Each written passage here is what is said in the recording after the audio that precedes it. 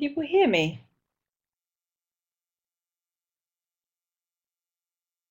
Cool. You've probably been hearing me swearing then.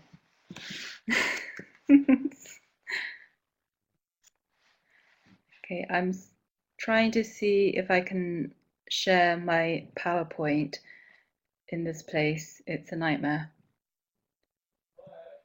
I've decided I don't like Adobe at all. Okay. I am going to cancel, upload, and share something else.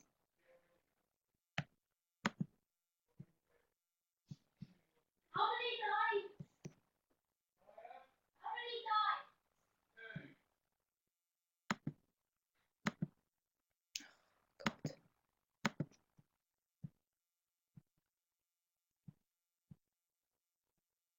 Oh, God. Share my screen.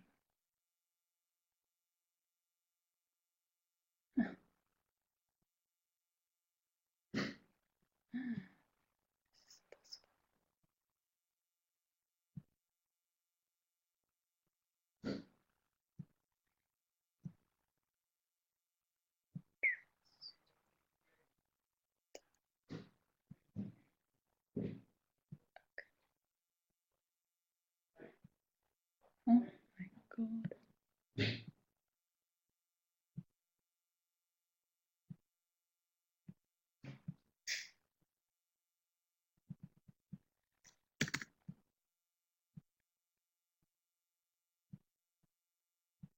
Right. I am going to give up trying to share documents. Can I get all of your emails and email them to you instead? Then you can kind of follow what I'm doing. I'm just going to have to talk you through it and just have a discussion. That's probably the easiest way.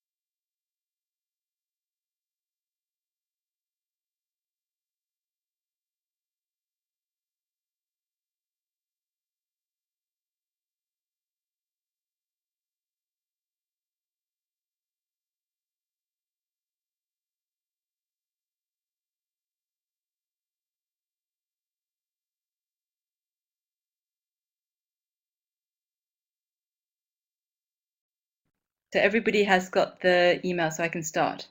Cool. So I'm just talking to myself. All right. So I just realized my microphone was on mute, but I think now everybody can hear me. So I've been talking to myself.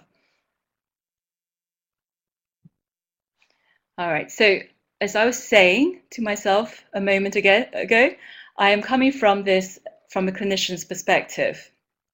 And what I struggled with learning FAP was to really identify what the CRBs are. And as you well know, the behavioral analysts are very vague about it because it's such a fluid process. You know, it depends where you fix the camera on which part is antecedent, which part is the consequence, and all of that. And I wasn't really happy with that because when I observe how Mavis works, I can see she can act very, very quickly and get to the core of whatever is going on in an interaction. And people often say she's working magic, but as far as I'm concerned, magic is just something you can't observe. So I really wanted just to lift the veil and really see what is going on in there. And when I see how Mavis works, I kind of see, well, something that I do as well, and it's something I see very skilled clinicians can do, which is really just connecting on a deep emotional level. So anyway, just out of my own interest, I started to do lots of reading around this, really trying to uncover what the CRBs are and whether there is a way to build a framework to make it more precise. So I bumped into, I mean, none of the ideas here are new. It's really just me as a clinician noticing what is happening in my therapy room and going out there and just selecting what the theories that are out there that is explaining what is happening and what I am experiencing and what I observe my client is experiencing. So the two things that are not new but very interesting that I bumped into that I think can fit quite precisely into what happens in my therapy room at least is the primary emotional process system developed by Panksepp. Of course, he's not the only person researching in emotion psychology, but I really like the way he has precision and he's narrowed it down. Sorry, let me just open my copy of the thing. And he's narrowed down our primary emotions to 7 primary emotion. Now, is everybody okay and following me? Can I just kind of check in?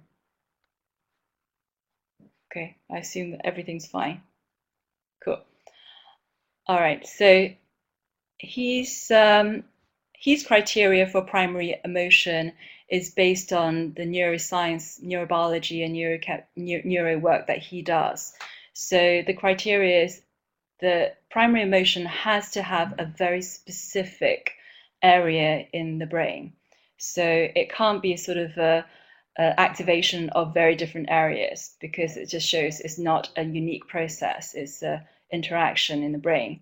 So the 7 processes have unique centers in the brain, which makes it all distinct. And if you go into the CRB and emotional systems table, you will see, so on the left column, you'll see the emotional system. So I just run through that. So the 7 that he got is seeking. So seeking is the big one. Seeking kind of describe if you come from a psychoanalytic background, you'll be familiar. This kind of Freud refers to as a drive instinct. So it's kind of the energy, the life energy that runs through our actions. But actually, neurologically, it's much more specific. It's called seeking. And seeking is just kind of the alert state. We're constantly looking out, checking in with ourselves, checking in with our needs, and checking outside to see what the environment is doing. So I've shorthanded seeking as awareness, checking in state, and the questions always are needs met. So it's for survival needs. And second one's anger, so straightforward, is about protection and unmet needs. So as you can now see, if you're familiar with emotional theory, each emotion has a message. And fear is identify danger, threat to safety, panic. And panic is really interesting. That's something new for me. Panic, he specifically classifies as an attachment emotion. And it's specific fear related to loss of attachment figure will trigger the panic. So panic actually goes along with attachment, and it triggers care-seeking behavior. So in terms of behavioral repertoire, that's what it is. And play is a beautiful one. Again, is I think undervalued in therapy. It's about being our body. It ties in with the with learning, curious state, and social joy. And again, if you deep into psychology of play, you'll find play is very, very vital in getting us in touch with our five senses, and it's involved a huge amount of learning. And there's questions about autism and links with play and or lack of. So lust, straightforward, sexual attraction and sexuality, and of course linked to breeding and procreation. And care is a very specific one. Care is specifically about caretaking of others. So it's about maternal, paternal bonding or social bonding. And the last two is quite an interesting addition. It's the reference there's Ellis and Torenchuk. They expanded on Panksepp's work and added dominance and disgust and shame as both also can be considered as primary emotions. So again, primary emotions has very specific criteria. You can't just dump various emotions things. It has to be on the survival level. And another criteria for primary emotions is it has to exist throughout social animal behavior. So all social animals have these set of primary emotions. So we share it with monkeys, sorry, I'm not going to name the animals right now. And dominance is actually a really important one and undervalued, I think. It's about mastery over environment. It's about sense of control. And sense of control is very, very important in well-being. And also it's about how we rank each other as well. And I think to take ranking into our clinical work, consider that is important. And of course, disgust and shame. There's a little bit of question mark in disgust and shame because there is a cognitive process involved in it. So, but really, their argument is shame kind of piggybacks on the physiological reaction of disgust. So kind of dispelling, vomiting, distasteful sensations. So shame is elevating it to a slightly cognitive level. This is why Panksepp was really reluctant to putting shame into primary emotions because he classifies shame as more of a secondary, tertiary level when the cognitive processes get involved. So again, checking in, is everybody okay? I'm speaking really quickly. Okay, cool. So I shall continue. If you have any questions, need me to slow down, let me know. Okay, so now why is all this relevant? Because I just think it's a really neat way of conceptualizing repertoires of behavior. Now, actually, you know what? It'd be a lot more useful if we can go to the matrix. If you can look at the matrix, because that illustrated quite neatly. And sorry, I need to find my documents. Give me 1 minute. So, as you know, Benji Schoendorf superimposed FAP into the ACT matrix, which is really quite lovely. I really like the matrix. It's a really neat, beautiful way of summarizing behavior and also neurology, actually. It's a really interesting graph, which I can't find. Sorry, give me 1 second. The matrix.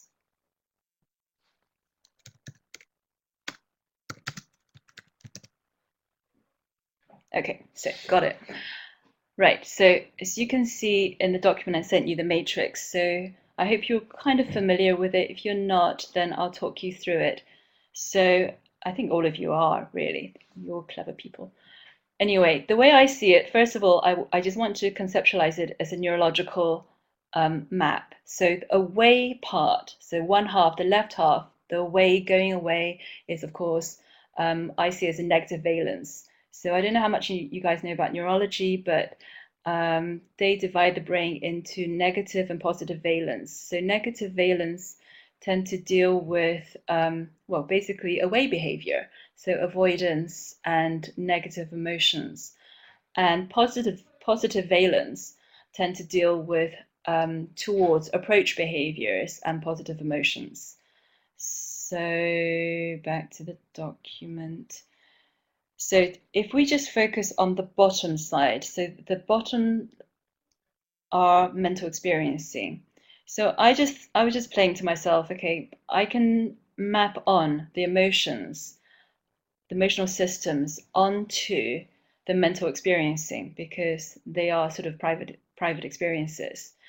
And what is also interesting is all the positive emotions really inform our pro-social values. So when I say pro-social values, I'm now elevating these emotions up to sort of tertiary level of cognitive processing. But if we track each one of these primary emotions, every single value that we have based in FAP, based in ACT, links to one of these emotions, which is really quite nice. So assertiveness is, and self-control links back to, so go back to the primary emotions again. So assertive and self-control links back to the sense of dominance. So being able to have a sense of mastery over our environment and with other people. Now, curiosity links back to playfulness, links back to just uninhibited seeking. So seeking is always looking, checking in, being aware. Curiosity informs that. And of course, attachment, we all want to have intimacy, we want to have romantic love, connections with people we care about. That naturally feeds into the care-seeking primary emotion, and giving other people care again links into the caretaking primary emotions and repertoires there. And play is a great one. There's a whole load of repertoires. You can be creative about play, so that's pretty straightforward. Honesty for me is a value, and honesty, the way I want to see it as a repertoire, is really just being able to be aware of and have, what's the word, having a sense of integrity, being honest about what we are feeling in that moment. So really being able to tune in at a really pure level what we are needing in that moment. So that's a skill. Now, so moving to the other side, the negative valence. The negative emotions are self-protective. So it's not good or bad or negative or in that sense. It's just a way behavior. We're going to talk about behaviors here. So all the negative behaviors of fear, panic, shame, submission, and aggression, they're just self-protective. That's all. So they have a function as well. So coming back to the CRBs. So CRBs are just behaviors we observe in the session. Right, so I'm just checking there's no questions. Cool. So CRBs are just behaviors we observe. So in order to really identify what is CRB1, what's a problem behavior, and what is an improvement behavior, I decided, not I decided, but I just feel that if we can use these primary emotions as an indicator, so primary emotions really just tells us the consequence. So for example, if right now, my kids are just about to go off and they can't talk to me, I'm feeling slightly guilty. Guilt is kind of a much more elevated emotion. It's my attachment sort of being pulled here. So my caretaking attachment, my caretaking is being triggered here, and my need right now. So my urge, my behavior right now is I want to go and say goodbye to them, but I can't because I'm talking to you guys. I just have to call them later. So if I tap into my primary emotion, which is caretaking, that naturally informs what my CRB2 is. So if I go with that CRB2 and go say goodbye to them, then I get this kind of really nice emotional reward for bonding with them. And it all feels very in tune. But right now, because I can't quite honor my primary emotions of my caretaking and going saying goodbye to them, I'm getting sort of a little bit in sort of disharmony, if you want to say that. I'm feeling slightly bad. I'm feeling slightly out of tune with myself. So that, I think, is my way of explaining what is CRB2. If we can look at the consequence these emotions are wanting us to have, then it sort of guides us towards, naturally guides us towards values that allows us to get back in tune with what we need to do. Once we do these things, then we're back in harmony again. So any questions about that? I don't feel like I've explained that very clearly, but so can I just check with you guys?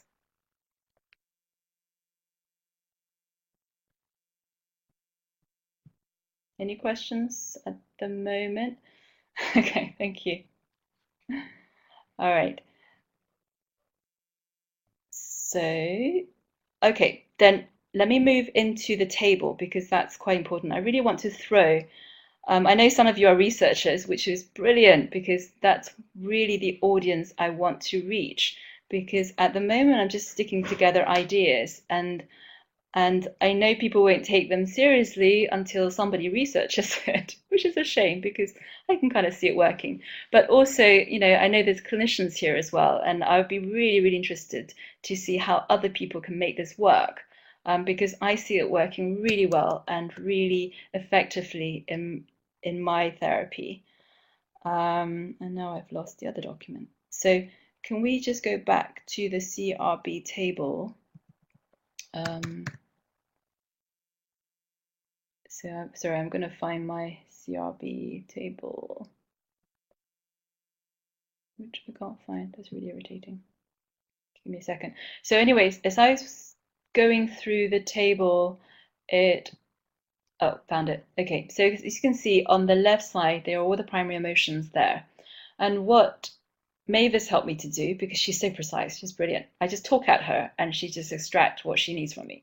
So this is what she helped me come up with, this table. And so out of each emotional system, we've identified potential CRB1s and potential CRB2s that you can be aware of in session, and also potential T1s and T2s. Now, for me, the T1 and T2 is probably the most important part because, as you well know, being a FAP therapist, we cannot be a really efficient and caring and compassionate FAP therapist if we haven't really stretched ourselves and experienced the full range of who we are. And so in terms of FAP therapist training, I feel it's really, really important that we need to really go through each of emotional systems and question ourselves and also connect with each emotions within ourselves to see, can I be fully open with anger? Are there any CRB1s or T1s in session that pulls me back from anger? Can I be fully open with lust when it shows up? Which is another not often talked about thing in therapy, certainly in psychoanalytic circles, but not often talked about. How do I deal with sexual tension when it shows up in session? How do I feel about it? Or how do I deal with clients who shows no sexual edge at all? Because that's also an issue that we don't appreciate.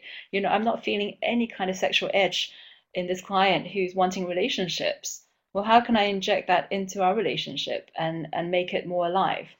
So this is just a really, I think, a very structured way to conceptualize and to formulate how flexible a client is and how flexible we are and how honest we are in each of these emotional systems. So I guess I'm just going to pick one. I'm going to pick play because play is very dominant in my system.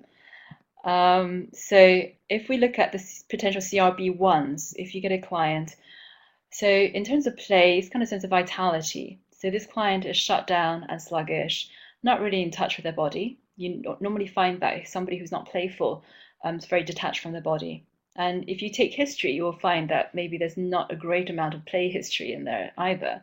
There's lack of curiosity, there's lack of expression of joy. So there's a real difficulty to show positive emotions. And a CRB2 that you want to work towards with this client and constantly elicit and evoke is you want to see them coming alive with vitality. You want to see that energy, and you want to see them starting to have a much more active social life, active physical life, out of session, active playful interactions with people in their life, for them to start to be more curious, more explorative, and more exploratory, curious about you, kind of noticing what's going on in the room and interaction, and more responsive to humor, and also to be able to describe and share pleasurable experiences. To have that narrative is also really important. People who are not playful don't know how to talk about their joy. Now, therapists can, I think, sometimes accuse therapists of always focusing on problems, and I want to also make room when I see joy and positive emotions in therapy in the treatment room. I want to reinforce it. I don't want to move it back into problem. I want to reinforce it. So if we have hesitations or issues about showing positive emotion, then there is a T1 in session. So do we block our own or client joy? Do we only focus on problems and not reinforce joyful moments? There's excessive cognitive processing in session. So if you're too much in here, you're not going to be sensing the physical aliveness that shows up, and or even the client's humor and playfulness. Or is there excessive use of humor is also an issue, because you have to check, is the humor really alive, or is the humor a defense? So kind of checking is humor and avoidance for some people. And CRB2 is, sorry, T2 is feeling own and client joy. So really being able to celebrate that and show that in a very clear way. And sharing moments of humor and playfulness too with them, being much more open of that, not be afraid to do that, and use of metaphors. And metaphor is actually quite playful. So the more you use metaphors, the more you're using a combination of both cognitive and physical play, because metaphor taps very much into sensory experience and valuing physical activities. So sometimes it's okay to say, you know what, let's just stand up. You know what, let's have a session. Let's go for a walk. And ACT is beautiful in that, because ACT, I don't know whether they're super clever knowingly or unknowingly. I think they do it in sort of, but they tap into play as a way of reframing a situation. So play is a great way of reframing suffering, for sure. So there's plenty of physical exercises in FAP to use. Okay, so that's play. Any questions so far? Let me go back. Okay, cool. So I'm going to pick another one, seeking. Okay, seeking. Seeking is an interesting one to pay attention to. As I was saying, seeking is just kind of an energy and awareness of checking in. So seeking permeates throughout the emotion. So each emotion is unique. The only primary emotion that cuts through every single one is seeking, because I think seeking is just a drive. Seeking is dominated by dopamine. So dopamine is a regulatory neurotransmitter, as much as I understand it. I'm not a neuroscientist, so I'm just regurgitating very simply what I understand.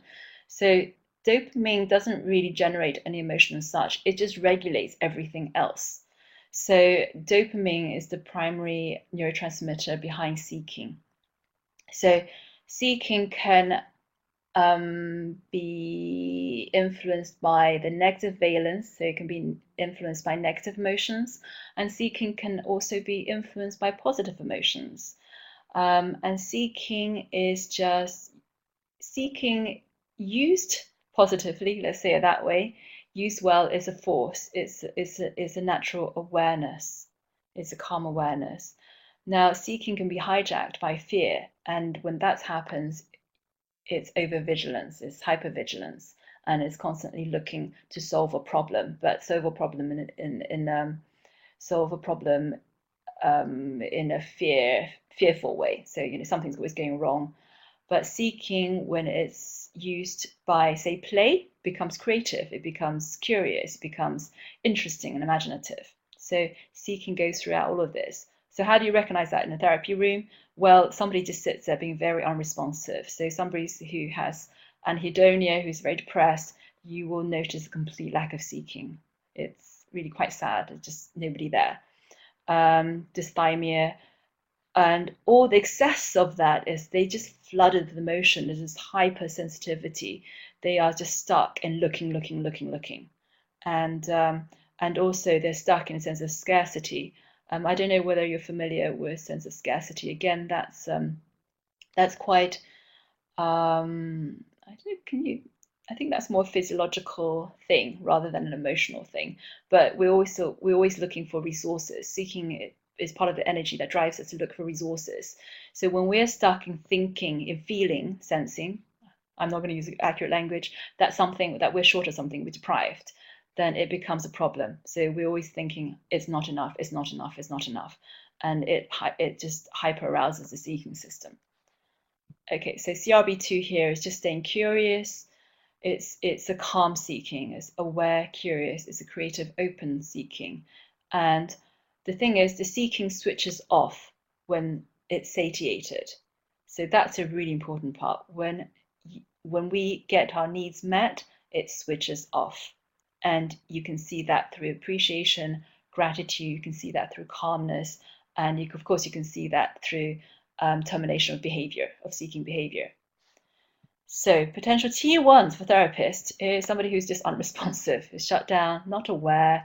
There's a lack of curiosity, interest in the client in front of us, or we could also be flooded with emotion. A therapist could also be seeking too hard, and sometimes it comes across as, okay, what's the next problem? Where's the next problem? Or the client's not doing enough. So we as therapists can also be stuck in there. Potential T2 is being aware of self and client, being curious, creative, and also being able to identify and validate our own needs and clients' needs. So there's a termination of seeking. So when we can see that the needs are being met in the moment. And we can also validate therapy progress without feeling like, okay, it's not enough, or where, bring me the next problem, bring me the next problem. Okay, so seeking is really just kind of an energetic state that you have to look out for. So I don't know whether it's worthwhile going through each one of that with you. I don't really feel like I need to, so I'm not going to, because you can read that in your own time.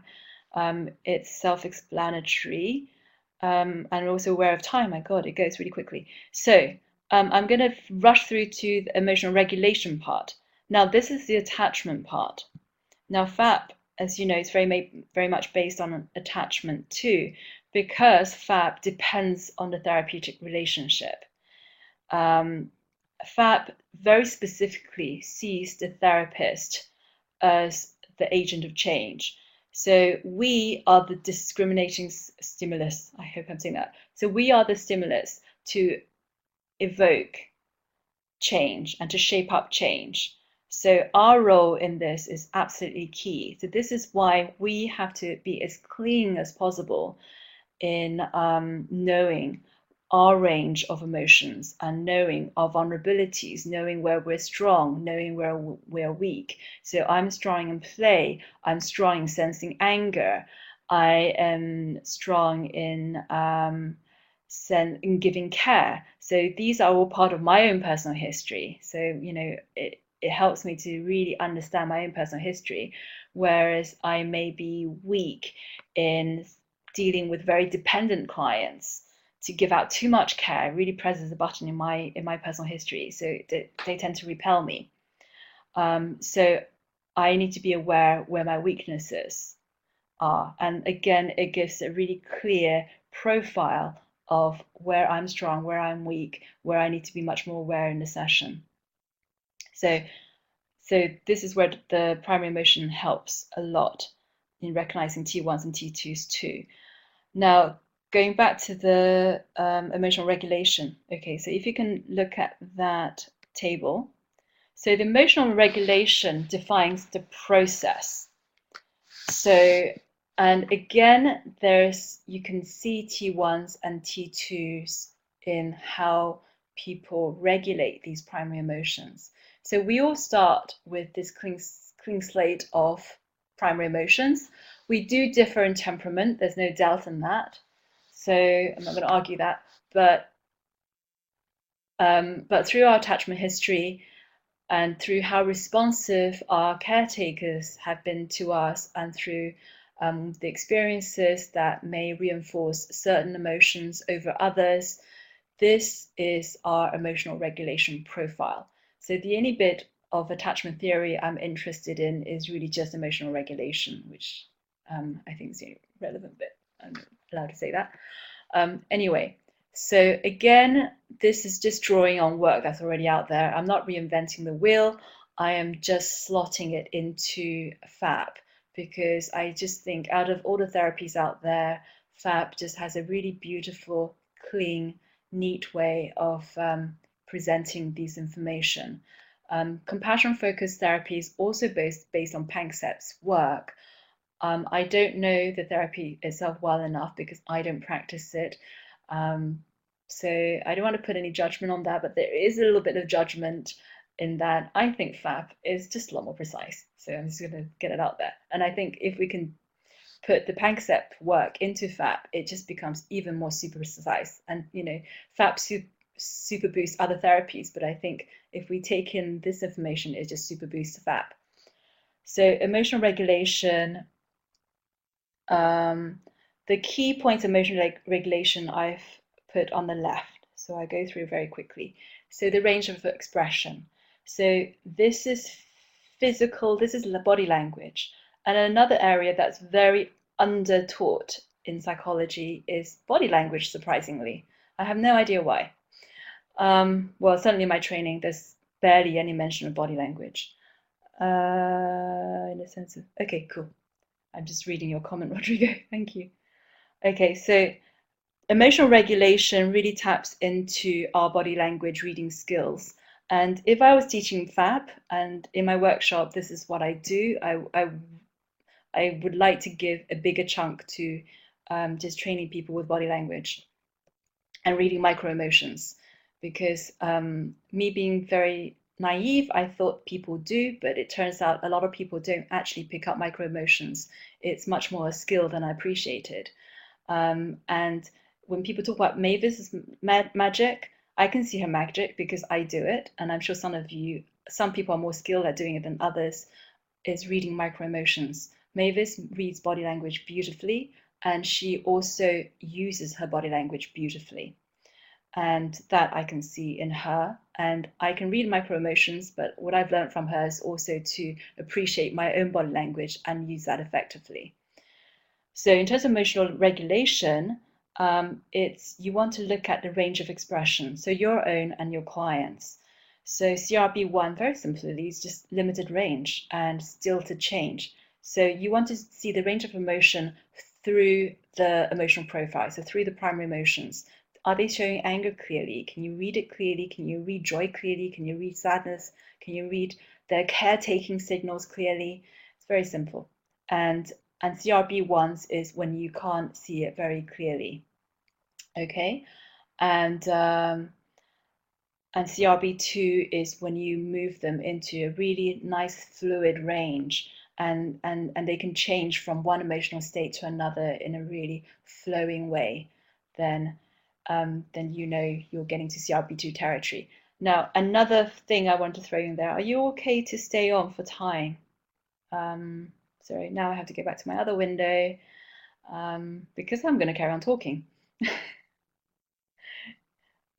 I just want to cover this very quickly, and I just want questions. So I'm just going to talk. So I'll read the questions later. So one important thing that another question that comes up for people learning FAP is how, CRB ones then turn into CRB twos.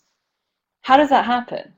And so far, nobody's given me a really good explanation on how that process occurs, except, of course, we have to track behavior.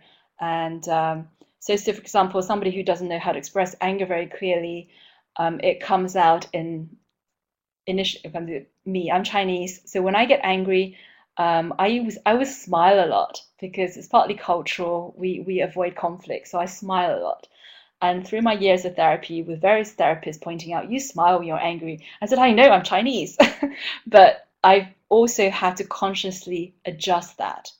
So if I had a really good FAP therapist, the FAP therapist will probably shape up a more direct expression of anger.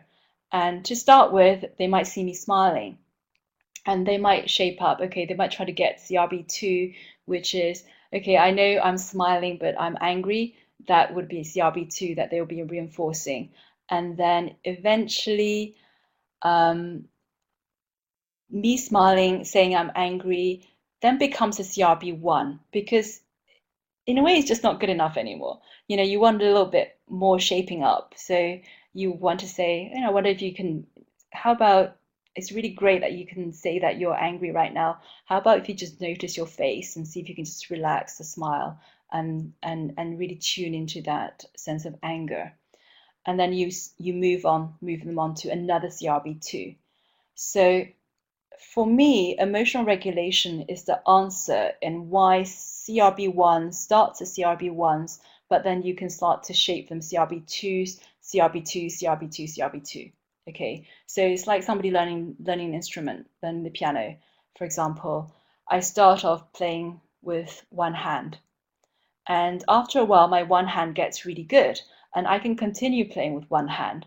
But no, but that's just not flexible anymore. I can't get away with just playing one hand. So that behavior now becomes a CRB1 because it's now rigid and and it's still limiting because I'm still not moving towards a full range of repertoire in expressing my needs or in interacting with people. And if I can only play with one hand, I'm not really appreciating the piece in front of me. So my next CRB2 would be, okay, can I learn my left hand now and start to do this? And if I learn my left hand, I just play with left hand, that's great, a lot of encouragement. Okay, then next CRB2s, can you put them together? So can you now see that this is why CRB2s becomes redundant because we are just shaping them up to the next level of a more freer expression, just shaping them up towards their values really, a more direct behavior towards getting to the consequences that they want. So this is why CRB2 then become redundant because it's become inflexible again, and then you want another more skilled level of CRB2. So that's just an easy way of looking at that. So if you appreciate how a person is regulating their emotions, then you can pick up on the CRB2s and just shape them up gently, bit by bit by bit. It's like just turning up the color on the television. At first you get black and white, but when you notice a bit of color, you home in on that, and then you just turn it up, turn it up, turn it up, like that. So in order to do that, you have to understand emotional regulation like a dial and appreciate how people are managing these 7, 8, 9 primary emotions. How bright they are, how full the range is, and really just using emotional regulation to tune them up into the as full spectrum as they possibly can get in the service of use. So I'm not going to go into the emotional regulation detail. You can read that yourself, but I'm just going to go into question now, if that's okay.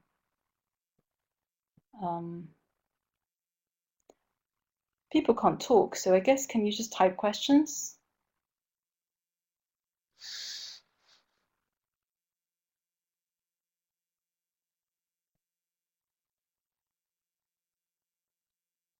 I'm not going to try to go into the meeting room. It'd be terrifying. So I'm just going to stay in this room.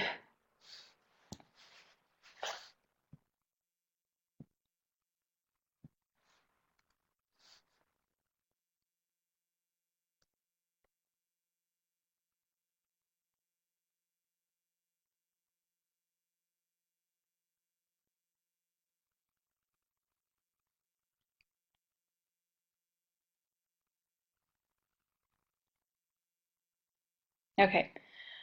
So attachment issues and combine that with shame. Now, yeah. Okay, I've talked about the client. Okay, this shame client. Actually, everybody has a degree of shame. So, okay, this client of mine. I don't know, I kind of query whether there is Asperger's. Maybe don't use that. No, sorry. I'm going to use another client. Okay, so he has a huge issue with shame. He has 5 attempted suicides, trying to hang himself 5 times.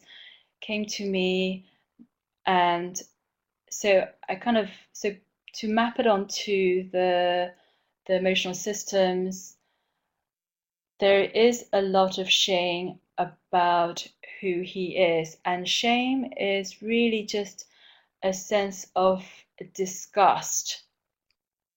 So the child development work on shame is very much about how the infant reads the parent's expression and body language. Now, babies, if you haven't seen stuff on YouTube, look at child development stuff on YouTube. It's just really, really fascinating. Oh God, who's the guy? I can't remember names right now. But babies are very, very intuitive. They can't communicate yet verbally, but they are the most emotionally sensitive beings there are. They can read micro emotions. They can sense emotions. Now, I'm not really sure what that is yet, but I know the feeling, and I'm sure all of you you can sense emotions. No, actually, I do know. It's in mirror neurons. But it allows us to sense what the other person is experiencing. Babies can do that exquisitely. So, shame, the question mark with shame is the baby receiving aversive disgust messages from the parent? And then they start to develop a sense of shame. So whenever they display a certain type of behavior, they're probably getting back an aversive response from the parent. So the baby or the infant then learns, okay, whatever I'm doing is not great because my parent is now pulling away from me. And for a baby, pulling away is not good because pulling away means abandonment. Abandonment equals death. As simple as that. This is why rejection, abandonment is actually physically painful. The rejection sensation piggybacks on physical pain pathways in our brain. So this kind of shows how evolutionary wise we cannot afford to have to be abandoned as infants because human infants are probably one of the most fragile infants out there. If our caretaker abandons us, we won't survive for very long. So so evolution makes sure that the infant holds on to their parent as much as possible. Okay, so this is why when an infant sees a parent possibly about to reject them, they will find ways to hold on to that attachment. And this is where the emotional regulation comes in. The baby actually regulates the parent. It's not one-way street. The baby learns to regulate the parent, to pull the parent forward in whatever way it could be. So shame could be just covering up an aversive emotion. So covering up, showing aspects of their emotional profile. So this client finds it hard to express his own needs. I guess not surprisingly, because if you show needs and your parents can't cope with and panics about a baby showing needs through crying or whatever, then the baby very quickly learns to shut that down, to hold the parents there and be what the parent want the baby to be. Okay, so Jackie, how client heal attachment issues? Attachment issues, you have to look at their emotional regulation. So how are they regulating people around them? So when this client is in session with me, I see him talk a lot, and I see in his relationships he needs a lot of contact. So for him, just the presence, the proximity contact is enough. So they can show different ways of holding on to proximity. He can talk a lot. The thing, he talks a lot, but he doesn't actually acknowledge me, which is really interesting.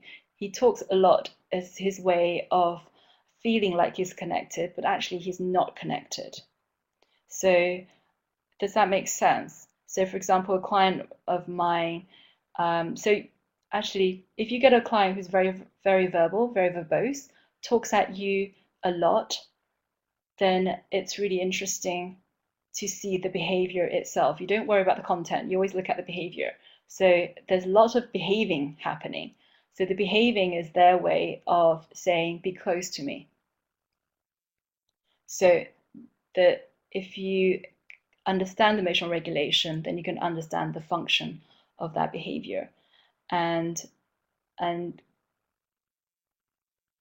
think the point is, okay, if they're talking a lot, that and then you are there and you're trying to slow them down, and I would say, can you slow down and kind of just notice me?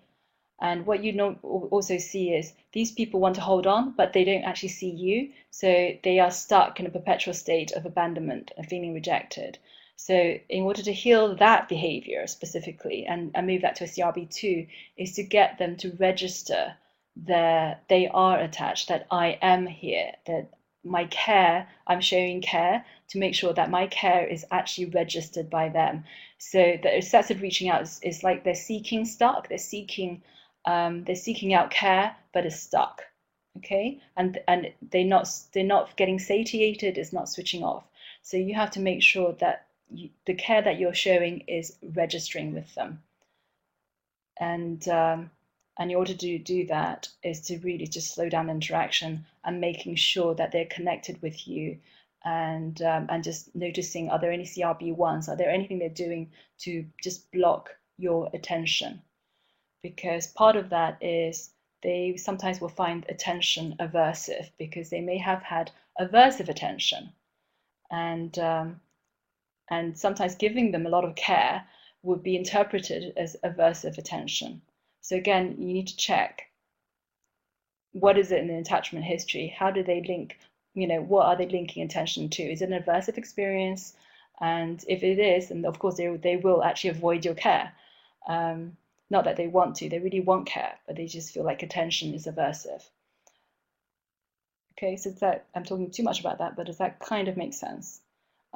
If I have time, then it would make more sense to really talk through each of the emotional regulation, and you can kind of see how that that actually helps to shift clients into CRB2s. Any other questions? Mara, did I answer your question? With shame. So shame work is avoidance. So shame is so basically when you're sick, when you're feeling sick, you want to vomit.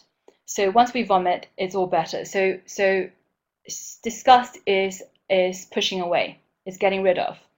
And intellectually, in shame, what that looks like is, okay, the bit of me that I'm not comfortable with, I want to push away. So I hide from that part of myself. So if my sexuality has been punished in the past and I feel really shameful about my sexuality, I will do this mental gymnastic, this mental delusional trick that we do. I just pretend I don't have a sexuality. I pretend that I don't notice my body's aroused, or I misinterpret the sensations. So in order to overcome shame is really just slowly attune them to that part of the emotional system, and it's exposure. It's very simply, it's a process of exposure. Okay, so really, at the heart of it is very CBT. Once you understand the profile of emotions, it's really about exposing them to each one of them. Well, if there are any avoidances in the emotional systems, you slowly expose them to each one through reinforcement, through the attachment behavior. And okay, why is the therapist important in FAP? Therapist is important in FAP because we are the reinforcement, and we're using care, which no human beings can resist. So the beauty is we're programmed to just melt with love and melt when we're in the presence of care. So it's a beautiful natural reinforcement. So as therapists, we have to be really honed in to how to express care. And that is certainly one profile. Okay, no problem, Alexandra. Yeah, so reading your questions. So yeah, so care is a natural reinforcement, and care is actually a very quick reinforcement in the session. It's a short-term reinforcement. So when they feel that sensation of care, it makes them feel good right there, right then. You know, it's not ACT is a little bit more future orientated. Yeah, if you go towards your values and you'll feel good, but in session they're not feeling it. FAP brings it right into the session. If you connect with me now, I can show you how good it feels. And they're getting that sweetie, they're getting that blast of oxytocin and connection right there and then. And you're just immediately reinforcing that behavior. So this is why FAP, I think, is very effective. It provides short-term reinforcement. And when they go outside and try it out, it also gives them medium to long-term reinforcement too. Any other questions? There's only 2 people left.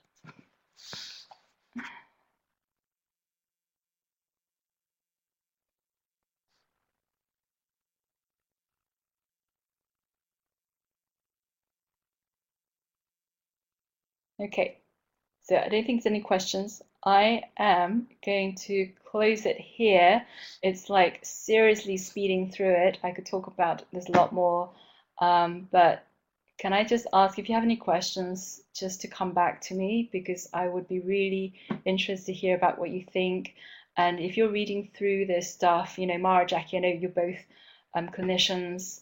I would really appreciate you just kind of go in there and just see whether you can map this onto your personal practice, and let me know what that feels like in your clinical work. It would be really, really interesting to see whether you have the same result as me, because I find that when I have this in my head, I can notice the emotions that is there and just go straight for the CRB2, just go straight for shaping up the emotional needs that is wanting to be expressed in that moment.